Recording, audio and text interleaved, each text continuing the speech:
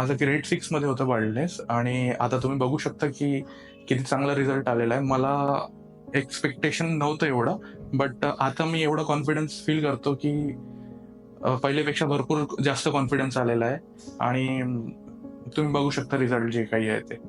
आणि एक्सपिरियन्स एवढा चांगला होता की प्रत्येक व्हिजिटमध्ये हे लोक आपल्याला हेल्प करतात. PRP सेशन असतात यांचे आणि काय फॉलोअप्स वगैरे सर्व डॉक्टर्स वगैरे मदत करतात. स्टाफ पण हेल्पफुल आहे आणि माझा एक्सपिरियन्स भरपूर चांगला होता आणि मी खूप खुश आहे माझ्या या रिझल्टमुळे.